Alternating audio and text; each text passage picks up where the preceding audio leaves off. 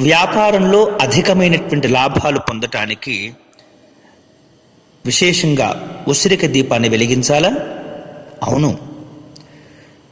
గణపతి హోమంలో శక్తి గణపతిని ధ్యానించి ఉసిరికాయను హోమగుండానికి వేస్తే అన్ని కార్యక్రమాల్లో జయము మరియు వ్యాపారంలో అధికమైనటువంటి లాభాలు కలుగుతాయట.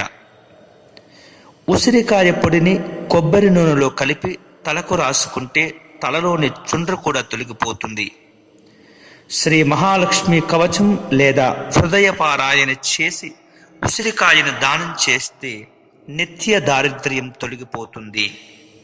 శ్రీ సూక్తం చెప్పిన తరువాత ఉసిరికాయ మరియు పాలను దేవికి నైవేద్యంగా నివేదిస్తే ఇంట్లో ఖర్చులు తగ్గి ఆదాయం వృద్ధి పొందుతుంది.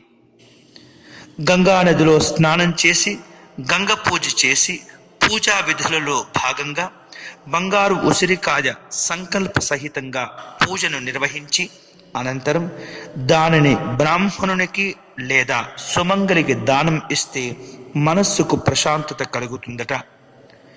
ప్రతిరోజు పూజాస్థానంలో శంఖం పక్కన ఈశాన్య దిక్కులో ఉసిరికాయను ఉంచితే కుటుంబంలో ప్రశాంతత మరియు శాంతిని కలిగిస్తుంది. ఉసిరికాయ ఊరగాయను నలుగురిళ్లలో పంచితే ఇంట్లో ఉండే కలహాలు తొలగిపోతాయి. దాంతో ఇంట్లో సుఖము శాంతి కలిగి ప్రశాంతంగా జీవించే అవకాశం కలుగుతుంది.